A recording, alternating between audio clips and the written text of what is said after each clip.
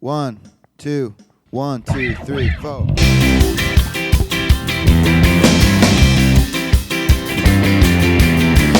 Hi, folks. It's Sam Jacobs. I am the host of the Sales Hacker podcast, and I believe this is episode 27. Well, that is amazing. No, it's 26. Sorry, I was wrong. It's episode 26. So we've got a fairly exceptional executive in our midst for this interview. We've got Andrea Gellert. She's the Chief Marketing Officer and Chief Revenue Officer of OnDeck Capital. OnDeck is a public company providing lending and financing to small, medium-sized businesses. And Andrea shares a lot of her experience in this interview about her career going from 15 years at American Express, where she cut her teeth on marketing and data and analytics, and then took on more roles as she grew, and then made a leap from, a massive, however many hundreds of thousands of people or tens of thousands of people, American Express employees, down to OnDeck Capital. And when she joined them, they just had 70 people. And so she talks about that transition. She talks about the skills that you need to develop, moving, as always, we talk about from an individual contributor to a manager, what she attributes her success to, and also the power of influence management, which is a really key theme. So we'll be hearing from Andrea shortly, but first, we want to thank our sponsors. The first sponsor is AirCall. Hopefully you've taken a look at AirCall at this point, but if you haven't, a really fast-growing company. It's a phone system designed for the modern sales team. They seamlessly integrate into your CRM, they eliminate data entry for your reps, and they provide you with greater visibility into your team's performance through advanced reporting, assuming you means a manager-type person. When it's time to scale, you can add new lines and minutes and use in-call coaching to reduce ramp time. So the website is aircall.io/saleshacker. That is aircall.io/saleshacker. Go there to see why Uber, Dun & Bradstreet, Pipedrive, thousands of others trust AirCall for the most critical sales conversations. And then our second sponsor is Outreach. So that's outreach.io. They are the leading sales engagement platform. Outreach triples the productivity of sales teams and empowers them to drive predictable and measurable revenue growth by prioritizing the right activities and scaling customer engagements with intelligent automation. Outreach makes customer-facing teams more effective and improves visibility into what really drives results.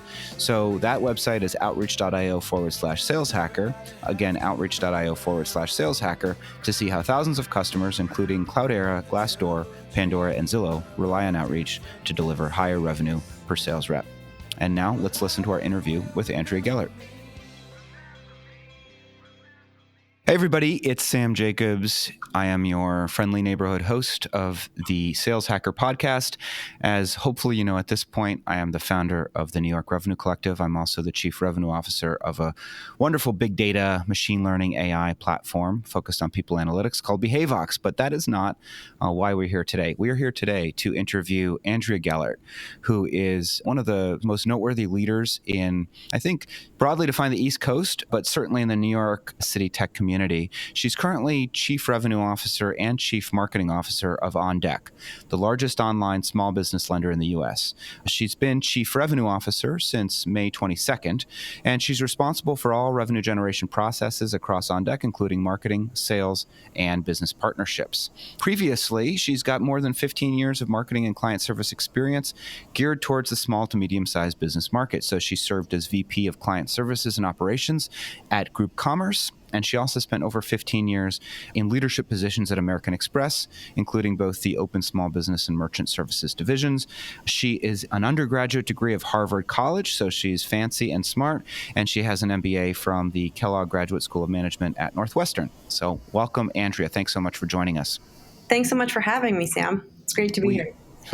We are very excited about it. So one of the things we always try to start, a lot of people know who you are, and then some people don't. And this is going out, frankly, all over the universe, wherever there are Sales Hacker fans. So we like to get a little bit of your baseball card, which is some of your quick stats, and learn a little bit about OnDeck and then about the organization that you're responsible for. So your name's Andrea Gellert. You're CRO and CMO of OnDeck. Tell us just briefly about OnDeck, including, it's a public company. So tell us what you can tell us about the size of the company, the revenue footprint, things like that. Sure. OnDeck, which is a company I'm super proud of, was really built to respond to a major need out in the U.S. and then internationally, which is giving small businesses access to the financing that they need to grow and maintain their businesses. So we provide small business loans to small businesses. And we do it through a combination of a very automated online system and a very high-touch offline system as well.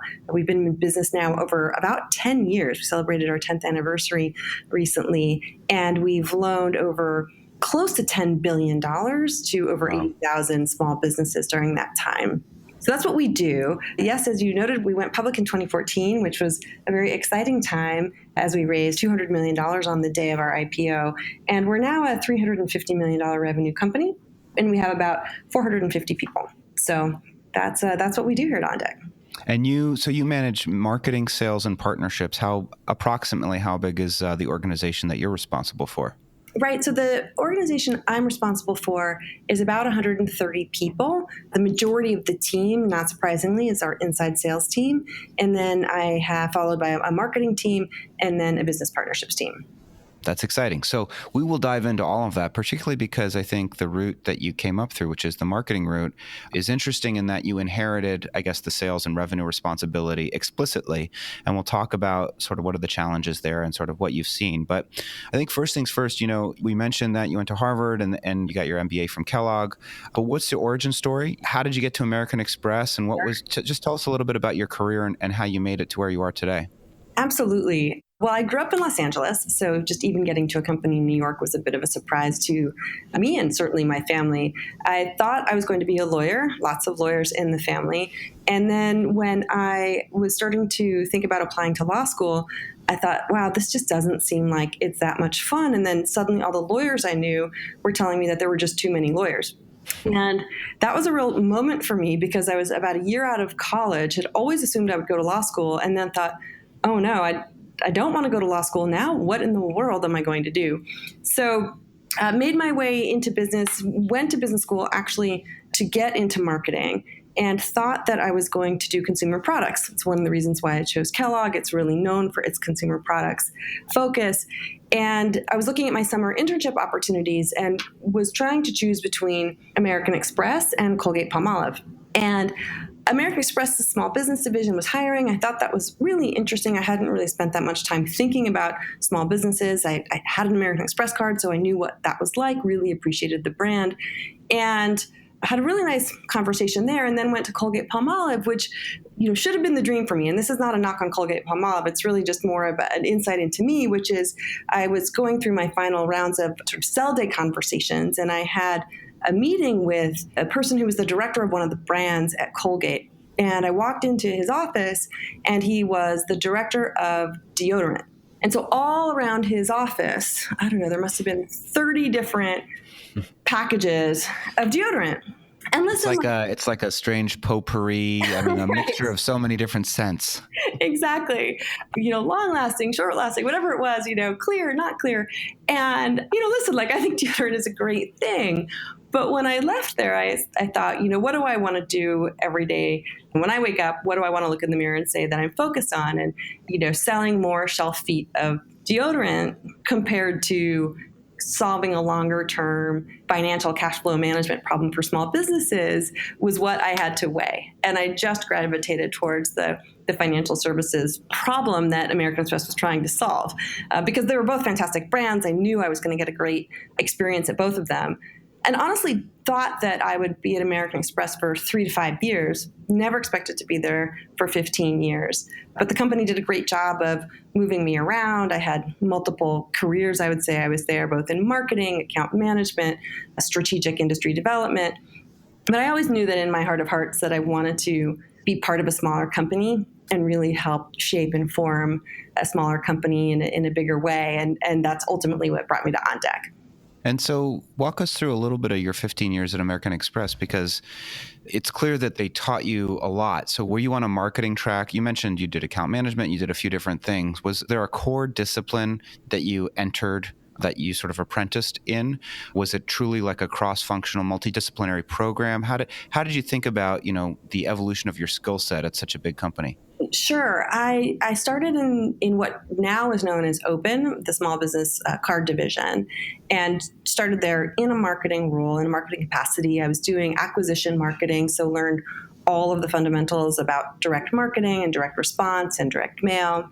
And, a lot of the functions at American Express have a through line core of marketing that you do. So my next job at American Express was a job that was really focused on opening up new industries to plastic acceptance. This would have been in the late 90s. And people forget that it wasn't so long ago that you couldn't use a credit card at a grocery store or at the post office or at Costco, places like that. And this department was really focused on opening up card acceptance, and it was on the merchant side of the business. And that's where I really flexed my industry strategy and development skills, always with the lens of marketing, right? Because the goal, once you opened up these industries, was to work to encourage American Express card members to use their card there. So there was a lot of marketing as part of the deals that we were doing and the value proposition to those merchants. And so then I spent some time from there taking on larger industries. So I managed a large portfolio of hotel companies that were merchant partners or merchant partners of American Express. And again, when you're working with Hyatt or Holiday Inn or Four Seasons, what they're really interested in is access to the American Express customer base, so which requires marketing. So we would spend a lot of time sort of mashing up what they could bring to the table from an outreach perspective and what American Express could do from an outreach perspective. And then I actually went back to Open and spent the last couple of years at American Express, I would say, bringing that all together and focusing on an overall customer experience role and retention role and learning about how to create best customer strategies back on the card member side, which again was marketing. Open appears to me as an outsider to be sort of one of the tentpole success stories of American Express over the last 15 to 20 years. Is that accurate? Is that how it's perceived within the organization? I think so. I think that creating a brand, it was the first sub-brand that American Express had. And I think for a while there was this question about, do we need a sub-brand? Do we not need a sub-brand? I think it's been effective. And I think it responds to the classic issue larger companies have when trying to serve small business customers. And in fact, my experience at OnDeck, I think, reflects what I learned there, which is that most companies try to reach consumers and they're trying to do it at scale with customer acquisition costs that are really low, or they're trying to reach large enterprises, institutional sales, or big B2B sales. And there, right, your cost of acquisition is much higher, but the yield is higher. Small businesses are somewhere in between. You have to market to them more like consumers in terms of the media they consume. How do you engage with them? Because there are a lot of them and they're very fragmented. But you have to do so with a level of service and focus and orientation that speaks to the fact that they're business owners, right? I always say that small businesses don't like cute marketing, right? They want to be taken seriously as the business owners that they are because they're responsible for employing people, they play critical roles in their communities and the like. That said, they're hard to reach because, at OnDeck, for example, we market to 700 different industries, and trying to reach and communicate effectively with a plumber in Arizona is very different than trying to do so with a doctor in Arizona, let alone a doctor in Nantucket, Massachusetts. So I think because from probably the mid-90s on, American Express decided to take this focus and make it a separate business division and really try to understand the segment, that it did create a hallmark brand within a brand.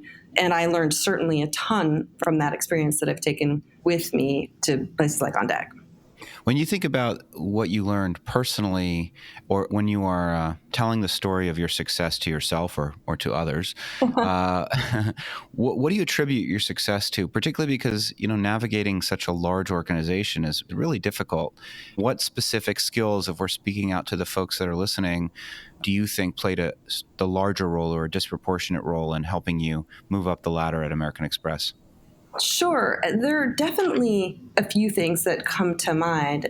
First is developing really strong peer relationships and cross-functional relationships. That was true at Amex. I think that's true everywhere at this point, that your job is always going to involve a matrix. And the way you're going to get things done is through other people, often people who don't work in your direct group or work for you.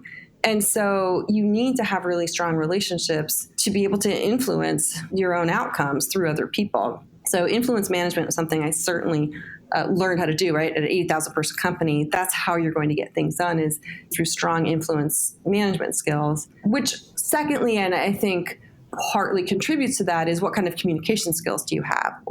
How effective are you verbally or in writing at articulating what you're trying to accomplish? Backing that up would be, how strategic are you? Are you thinking about where you are and where you're trying to get to, or are you just focused tactically every day? And I think good tacticians are extremely important. But from a career progression perspective, I think what I was able to do was to demonstrate that I really understood how to get things done, and then took on more responsibility and showed that I was able to make that transition from somebody who just gets things done to somebody who can determine what should get done. And when you're talking about what should get done, that's where you're talking about strategy. And when you're thinking about being good at strategy, is it a learnable skill in your opinion? Are there things that you can do as an individual to get better, or is it innate in some way? I think it's a bit of both. I think some people naturally gravitate to strategy and some people naturally gravitate to tactics.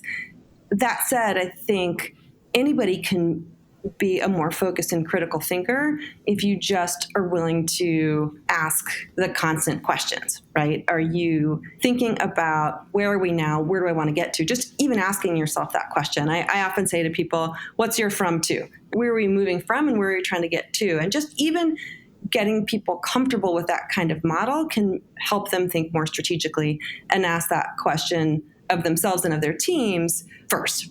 Because if you have an idea of where you want to go, then figuring out how to get there, which ultimately is the strategy, is a lot easier. But often people get stuck because they're just not even focused on where they want to go, because they're so grounded in what they're doing today and where they are. That makes sense. So I think that was one thing. And then I would say the other thing that I learned a ton of from American Express was, how do you manage people? Because it's not intuitive at all. And I think one of the things I've certainly brought to OnDeck is that managing people is much more of a discipline than it is just a natural thing people know how to do.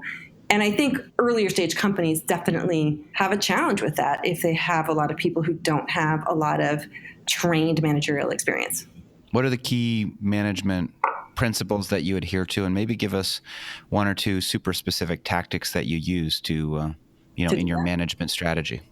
Right. Well, I really believe that people are the most productive and motivated where they understand, again, where the company is trying to go, what success looks like, and how their role links to that, right? So that they can really draw a straight line between what they're doing and the company's success. And I know that sounds like it's obvious, but often I find people have roles, when I've come into other companies and talked like, so what are you working on? Somebody will give me an answer, and then I'll say, so why is that? And you say it nicely, but like, why is that important? Why does that matter? And if they're not sure, that's a problem, right? And I think, that can happen more than you realize. So just, making sure that the roles are well defined. I think organization structure and role definition drives a ton in terms of setting up the right management framework. So that's sort of thing one. Thing two is having concrete goals. Here's what we expect you to accomplish in this time period as measured by, which is the coda people often forget about, right? That we want you to do this as measured by that. Super important. And then having a really robust professional development plan, right? Here are the two things that I'm working on to grow my skills. And here's the one thing that I'm really good at that I'm working on to take to the next level.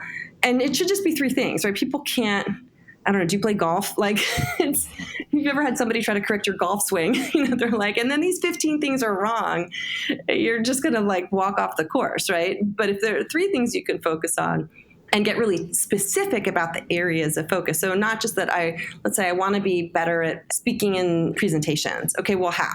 What are you going to do? Well, I'm going to try to present at 2 in the next 6 months. And here are the topics that I'm going to do, and I will pre-present in front of some of my colleagues, right? Like make that professional development plan a real plan versus just areas of improvement that you want to focus on. Do you use a weekly one-on-one to do that? Is that sort of how you manage your direct reports? Right. I have a weekly one-on-one with my direct reports. I have bi-weekly one-on-ones with my executive colleagues. And then I would say I have monthly one-on-ones with sort of other key stakeholders in the business. I'm in a lot of meetings. My day-to-day is a lot of meetings. I think anybody that's in any kind of management position is pretty much back to back in meetings. And then the question is, how do you leverage those meetings to get things done? Right. And it's funny because I feel like over time I've tried to evolve what my one-on-ones with my direct reports are. That it used to be, I don't know if I would encourage this or my direct report would come up and say, here are the 15 things that I'm working on. Now I'm less focused on the laundry list of activities, but here are the 3 things that have the most impact to the business. Let's really focus on those 3 things versus I don't need the laundry list of things that you're doing every day, right? Yeah. Unless you're having challenges and you need my help on them. Yeah, exactly. But let's jet to your point, right? Is set the direction. Let's figure out where we're trying to go, and then let's prioritize. And how you get there is part of the beauty of your own autonomy. It is. It's also the hardest part. And I think this is a challenge at big companies, but it's especially a challenge at small companies, which is there's so many great things we could be doing. And there's so many awesome things to be working on. I want to work on all of them. And one of the hardest things I think to do as a leader is to say, you know what, we can't do all of them at any given moment. We have to pick the top 3, the top 5 that are going to be the biggest needle movers in our business. And then we'll go to the next 5, and then we'll go to the next 5, right? We'll get to all of them, but we're just not going to do them all at once. And that's a really hard, I think, thing to stick to as a leader, particularly in a smaller company. It is the absolute hardest thing. Yeah. So you're 15 years at American Express, and to your point, you've always had that itch of, I want to go to a smaller company and feel that thrill. How did you select OnDeck? And then, you've been there on a pretty wild ride. Right. You got there when it was 70 people. It's now north of 400 people. You've been through an IPO. So walk us through some of the lessons that you've learned, but I'm particularly interested in sort of how you ended up there in the first place, and then what you saw as you grew. Sure. I ended up there. I wasn't looking for a new role. I had left American Express after 15 years because I had known, like I said, that I always wanted to move into something smaller. And I had an opportunity to work at an early stage. It was like a Series B company. They just raised their Series B company. It was a really interesting value proposition in what was the hot daily deal market at the time. And I wasn't looking to leave. I was really enjoying this startup community. Although the funniest thing for me was that when I first got there, I had a few months in, the offices were in Soho, classic loft style startup company. And my kids came to visit. And at the time, they must have been 8 and 12. And they'd been used to visiting me at American Express. And so they come up to this office and they said, like, this is it, Mom? Is everything okay? Where's your office? And I said, well, I'm sitting at that table over there. And they were like, is everything okay, Mom? Like, are we good here? And they said, how many people are at this company? And I said, I think at that time too, it was about 70 people. And my daughter, who's 12, was like 70. Like, there aren't any more zeros on that, Mom? Like, no, it's a smaller company. Yeah, it was really funny. It was one of these environments where, the tech people were playing with all the remote control gadgets, which my son thought was just the coolest thing. So I was really enjoying that. I really think that if you're ready, not everybody is suitable or interested in going from a very large company to a very small company. But within a month, it felt like I hadn't been in a large company in years, which to me made me realize I'd made the right decision. So I was having a great time there. I was sort of 9 months in, and I got a call from a headhunter about an opportunity to head up marketing at a company that was focused on small business lending. And that spoke to my heart. It really, when I think, about the areas that I am interested in, marketing and small business are always at the top of my list. And so I couldn't say no. I had to talk to this person to find out more. And the more we talked, the more interested I became. And so ultimately I joined the company. But I was fairly disciplined about how I went about doing it. I think it's really important when you're talking to an early stage company that you get access to their documents and understand what their strategy is, that you understand what their funding structure is. And to OnDeck's credit, and this speaks to, I think, a really important part of an early stage company, they had several board members interview me. And that told me a lot about, and my conversations with the board members told me a lot about how invested the board was in OnDeck and how that I felt leaving those conversations that this was a company that was not just well funded, but well supported, and that the relationship between our CEO and the board was going to be was a very healthy one, and that we would get the support from the board in addition to their money. And so when I added it all up, I thought, this is a great opportunity for me to pursue. And so that's when I joined the company. When you're joining as a head of marketing and, there are these massive growth plans, was part of the interview process, here's how much, and also because you spent so much time at American Express marketing to small businesses in a sort of a skill set and channels that are probably pretty similar. Right. Did you have a point of view on listen, I'm going to need $100 million to do this the right way, and here's how I'm going to spend it? Were you forced to put together a resource plan that sort of helped you articulate what your plan was and what your strategy was? Absolutely. And in fact, one of the things that we do at OnDeck is that we make that part of the interview process. So I actually had to prepare a full marketing plan as part of my interview process. And I actually now, anybody on our team has to have some kind of project that they do, mainly so we can see how they think. Particularly, I think with marketers, we can be very good at talking. And so you really don't always necessarily know how somebody thinks unless you give them an exercise to do so. So I actually had to put together, it was like a 10, 12-page document on the front end before I even got the job. And then I actually used that quite a bit in my first, 4 months at the company. And the resource plan was definitely part of it. But I also knew, and this is why I think it was good that I had been in an early stage company prior to coming to OnDeck, I knew that there were only so many resources that I could practically ask for. This wasn't a company that was going to market through huge brand initiatives, the thing that we needed to do was really demonstrate that we could go directly to small businesses. The go-to-market strategy before had been through the large sort of broker business that services small businesses for a ton of different things. And so really the idea was, let's demonstrate that we can go directly to small businesses, and that will give us the opportunity to then ask for more resources. You'd done marketing to small businesses at American Express. I'm curious, were the same channels, and I guess now, years later, are the same channels still as productive? Is it still, the mixture of direct mail and maybe direct response email?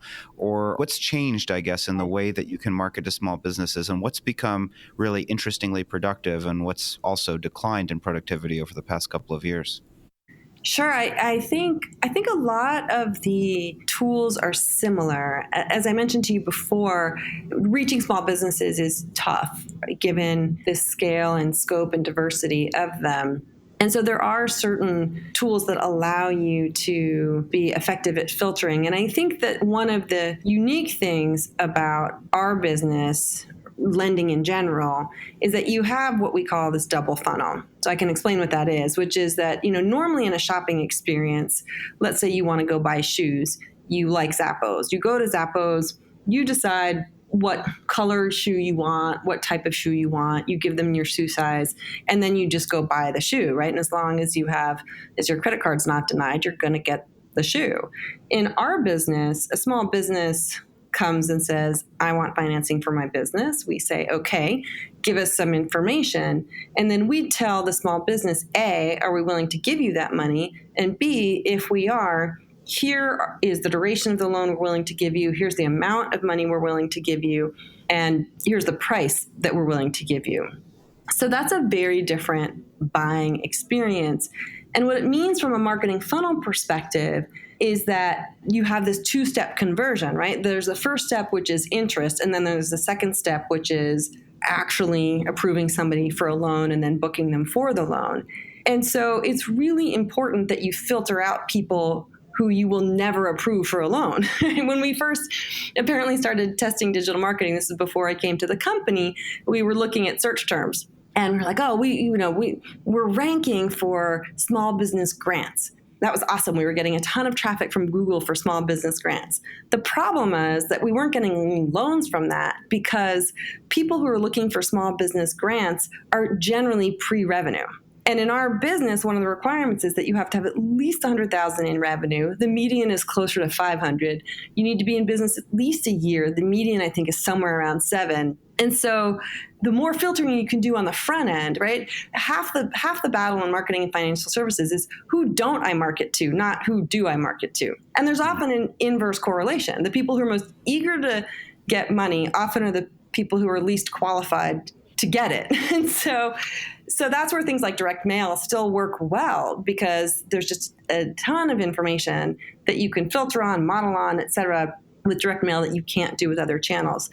That said, I think certainly the world has evolved in terms of how everybody shops, how everybody is trying to, find out information. And so we leverage a lot of content. We know that even if somebody sees a direct mail piece of ours or listens, here's a radio ad of ours, the very next thing that they're going to do is come to our website and try to learn more about us, because we're not a household name, right? We're not Zappos. So making sure that we connect the dots on all of our marketing and connect that to a positive website experience, I would say is the one thing that's changed a lot from my perspective versus, doing direct response work 10 years ago. By connect the dots, do you mean sort of consistent landing pages or like positioning messaging, which is consistent across all the different channels that you're marketing against? Right. You need to be out in front of the small business kind of more and more frequently, not just because they're busy, which they are, but also because just the level of noise out there in the market is so high. So how do you make sure that when people hear your message that they associate it with you and not somebody else? How do you stand out from a differentiation perspective? I mean, our first tagline here when we did our first branding work about a year or so after I got here was, OnDeck, we actually want to lend to small business. The reason why we loved that so much was because you couldn't swap our logo out and put Bank A or Bank B or Bank C or American Express there, right? So, but that message has to be consistent across all of your different marketing channels. And then also just needs to follow up. I think the other big change is just with marketing automation, all of the follow-up nurturing that you can do now just makes it sometimes overwhelming, right, in terms of your strategies, but gives you a real tool to follow up, because not everybody needs your product at that very moment. Maybe they're just trying to learn, like, well, maybe if I needed financing, do I want to go to OnDeck? How do we make sure we're doing what we can to maintain communication and then over time develop a relationship such that when they do need financing, they'll come back to us? That's interesting. So especially with nurturing, I mean, the world is so complicated, and there are also so many different ways of getting somebody's attention that maintaining that attention with sort of thoughtful content seems to be the order of the day. It is, and I would say the other interesting difference is just how much of that has to flow through to our sales team, right? So one of the things we've been working on here is how do we make sure that all this great content we're producing as a marketing team is easily digestible and usable by our sales teams, because people are expecting follow-up from the people they have interactions with on your sales team in a way that they'd never expected that before. You started off as the CMO of OnDeck, and then you recently inherited the CRO title. What have been the big changes? I mean, you're now running sales teams. Had you done that before? And what sort of surprised you, and what was consistent with your previously held beliefs when it comes to running the entire revenue organization as opposed to just the marketing component? Right. So I inherited sales and business partnerships about a year and a half ago and became the CRO May 2017. So just a little over a year ago. And it's been a ton of fun. Just being able to have all of those departments and see how they can connect and how they interact has been great. But I had never run an inside sales team before. I had managed relationships with third-party call center vendors. So I was familiar with what people in a kind of call center need, which overlaps somewhat, although not 100% with when you have your own inside sales team. But it wasn't entirely new to me, but it was definitely different. And the scale is just totally different, right? You go from running a 20-person marketing team to adding 100 people from sales. Business partnerships was more similar, and I'd spent a lot of time doing account management and development work. But I think the thing that's been interesting to me is just how the three organizations have such different personalities. There's a little bit of a like men are from Mars, women are from Venus dynamic that goes on, right? Where marketers like data and they like structure, and they are not, and I don't know if this is a good thing or a bad thing, it's just the way it is, right? We're trained to kind of keep our emotions out of it and let A/B testing tell us what works versus what doesn't work. And we can be fairly, I don't know, like kind of direct and assertive in our communication styles. And then you go to your business partnerships team, which is a little bit like, the forging new paths, and they see what's possible and they want to take a lot of risk, and they are very client oriented, right? We want to make sure that our big clients are getting what they need from us and the like. And then you have sales, which to be a good salesperson, you really need to be much more intuitive. You need to rely, I think, on your EQ a lot. Good salespeople and good sales leaders are very data driven, but they also leverage, I would say, their gut and their instincts, particularly your seasoned sales team, in a way that you have to listen to, you have to pay attention to. And so one of the things I've worked on a lot, and there's still more to do, is just how do these three teams communicate to each other, and sort of in a way that the other team will absorb and respond and the like. That's, I think, been the most interesting. What are some of the changes that you've instituted to help drive that communication? Sure. I've done some organizational realignment. And, for example, we have a business partnerships team. We've now consolidated our folks doing business partnership sales all under one roof. They had been more distributed before. So that's created a more unified and coordinated type of communication. I think that's been super helpful. We created a consolidated revenue operations team. So there used to be sales operations and there was marketing operations, and we created a single team that's responsible for both. That's helped a lot because they're taking input from both teams and often can do the translation really effectively. And then we've been really building out recently our sales enablement team and leveraging them to take a lot of what marketing is doing and figuring out how best to package it in a way that sales can use it. So those are the kinds of things that we've been doing. Yeah, no, sales enablement is something everybody's talking about these days. And sort of how do you take the collateral and the messaging and the positioning and then put it in front of the salesperson at the right moment, at the right time? Right. Which is difficult to do. So one of the last things I just wanted to talk about, which is something you've sort of dealt with by definition your whole life, but specifically in the context of like leadership, is gender. Mm-hmm. And, you're a chief revenue officer, you're a chief marketing officer, you're one of the senior executive team members at a public company. I'm sure it hasn't been easy. Tell us your thoughts on female leadership. What do you think as a woman you've done differently, or have you not done anything differently? What's your advice out there to the young women and the folks that don't always have the same options as other people on how to think about their career to maximize the results and the output? Just a small question here from Jim. Yeah. I'll give you 60 seconds and then Exactly. we'll ask you to solve world peace. Exactly. Sure. No problem. So it's interesting. I was fortunate, I think, to grow up at a place like American Express that had, even from when I started there, many senior female leaders. And I think that taught me how to find my voice, right? Because I had role models who showed how they used theirs. But I do think you have to find your voice. And I think that when I work with and mentor younger women, I see a couple things that aren't universally true, right? So I don't want for this to come off as like all women are X and all men are Y. But I've noticed a few things that I try to coach women in particular on. And the first one is how to make sure that they're merchandising and selling what they're doing. I think that often women assume more than men that if I do good work, it will be noticed and it will be appreciated and it will be recognized. And I think at the end of the day, somebody who worked for me once, it's actually a guy, was like, no one loves you like you love you, right? So you've got to really be willing to share what you're doing, right? And in fact, another woman I know who was a very early senior leader, I think at one of the car rental companies, who runs a women's leadership program, said that if people don't know what you're doing, then they can't appreciate you, right? And so you have to be able to communicate to people what you're doing and why that matters, and do it in a quantitative way, right? Explain the impact of what you're doing and why it's important for the business versus this is a great initiative I did, right? The so what needs to be linked and labeled.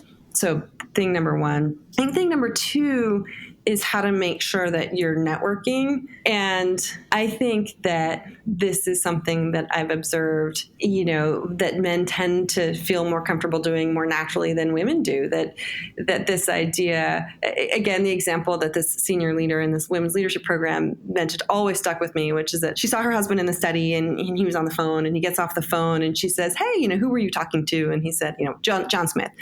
And she said, "Oh, I've never heard, I haven't heard of John Smith. Who is he?" And I was like, "Oh, it's an old buddy of mine." And she said, "Really? When was the last time you talked to him?" And he said, "Oh gosh, probably like 20 years ago." And she said, 20 years ago, like I wouldn't reach out to John Smith if I didn't send him a Christmas card last year. Like there's sort of this idea that you should be able to, like, how do you make sure that you have an extensive network of people that you can reach out to, and it's okay for that to be a more transactional relationship. It doesn't have to be a deep friendship. It can be a transactional relationship. And then the third, I think, is how do you advocate for yourself? I'm always amazed, or I have been more amazed, with who comes into my office to ask for promotions and ask for raises versus who doesn't. And I gotta say, and it just makes me sad every time I think about it, that the ratio of men to women doing that is, 5-1, 4-1, right? That women need to be willing to advocate for themselves and get what you think you deserve out of your job and your career. And if you don't ask, you won't get, right? So I would say just try to be more assertive. Are you optimistic? The future of gender and diversity in the workforce? Sort of a loaded question. I hope you say yes, but what do you think? I think so. I think if you just look at the demographic shifts, that alone is happening. I think that the work-life balance changes that have happened over time. I mean, I just think, like, when I went on maternity leave, I had to kind of scrape together 12 weeks from a combination of unpaid sick leave and paid vacation and unpaid vacation to just even get it. And now in most companies, 12, even 16 weeks is standard. I think the ability to work from home and not have it be seen as a black mark on your, on your abilities. There's just so much more flexibility. And so I think the combination of just where our demographics are going and the fact that technology allows for a much greater diversity of work type, it makes me really, really optimistic. And yet I do think that we need more leadership at the top to stimulate it. When I joined OnDeck, we didn't have any female board leaders. I was the most senior woman that was at the company. I know that because I was at the company, we were able to recruit more women to the company at all levels. And we now do have a woman on the board, and that's been extremely helpful. And it's not just about having different genders. It is really true that you get different perspectives when you have diversity of all kinds. So we should all be trying to get there. Yeah, I agree. Andrea, thanks so much for participating. Last couple of questions are really a way of paying it forward a little bit for the listeners out there that, are looking to emulate or just, read what you read or learn what you learn. Any great business books out there that sort of influenced you? Any great podcasts you're listening to? Just ways of following the breadcrumb trail. Sure. So on the business book front, and I read a lot of fiction, but I do try to sprinkle in business books on the side. I really enjoyed a book that recently came out called Primed to Perform. Super interesting book, all about how do you make sure you're tapping into what motivates your employees, and that motivation really is derived from joy and the love of what people are doing far more than monetary incentives, ancillary benefits, and the like. And so how do you really focus on what creates joy for your employees and how to infuse that into their work? Super interesting book. Podcasts, I'm a big fan of The Gist. I also like NPR One. Those are at the top of my list right now. Great. Well, Prime to Perform, that sounds very interesting. Last points, any life motto or guiding principles out there for the folks that want to embody you or emulate you? Life principles. I think it's important to always make sure that you're true to yourself and that you're willing to have an honest assessment of yourself and that you are able to have honest conversations with others. I always say that we're often asked to give feedback, whether or not it's 360 feedback or peer feedback or whatever. And I always say you should always first try to give the feedback directly to somebody. right? That you should never write feedback that isn't ascribed to you, because that says something about sort of the strength of your relationship, right? If you're uncomfortable putting your name into feedback that you're giving about someone, then is it really okay for you to give that feedback, right? And challenge yourself to figure out how to have that more honest conversation so that you could put your name to that feedback and say, well, I've already talked to this person about it, but here's what we've talked about before. That has paid me tons of dividends. As I said, given that one of, I think the key things you need to be good at as a leader is influence management. Yeah. Well, that's great advice. Andrea, thank you so much for participating. We know you're very busy. You're running revenue and marketing and partnerships for a major public company. So it's been a real pleasure to have you on the show. And thank you again. Sam, thanks so much for having me. It's been delightful.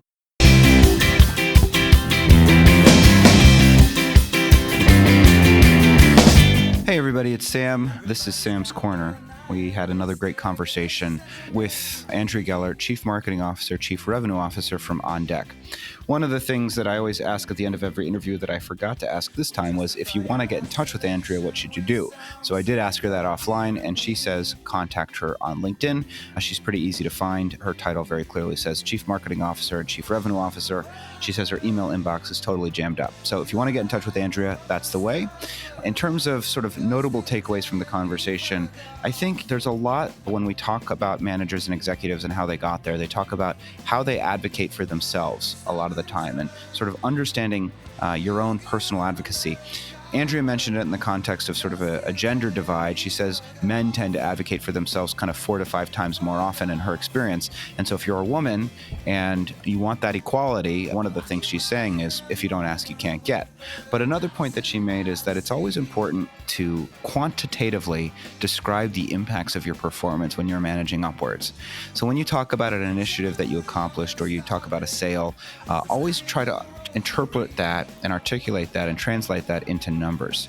And I'll tell you, I see so many sales resumes. The immediate thing I'm scanning for when I'm scanning an account executive resume, I'm looking for numbers. I'm looking for their quantitative and demonstrated analytical capability to articulate their performance in terms that I, as an executive, understand very well, which is numerically. So if you're working on your resume or you're thinking about talking about an accomplishment that you've achieved at work, I would strongly encourage you to use numbers to do so. If you're a salesperson working on your CV, you have to understand what's your quota attainment, what was your ramp, and hopefully those numbers are really impressive. What's your average deal size? Know your business when you're presenting and advocating on your own behalf. So this has been Sam's Corner. Now, lastly, we want to thank our sponsors. So if you're going to check out the show notes, see upcoming guests, and play more episodes from our incredible lineup of sales leaders, go over to saleshacker.com, head to the podcast tab. We've been growing massively. We've got an incredible lineup of guests over the past month here at the Sales Hacker Podcast. We featured everybody from Mark Cranny to Tomas Tungus to Chris Voss, author of Never Split the Difference, and we've got more great people to come.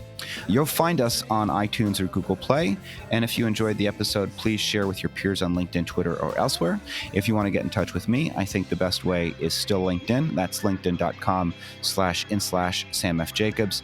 And then finally, a big shout out to our sponsors for this episode, AirCall, your advanced call center software, complete business phone and contact center, 100% natively integrated into any CRM and Outreach, a customer engagement platform that helps efficiently and effectively engage prospects to drive more pipeline and close more deals. I will see you next time.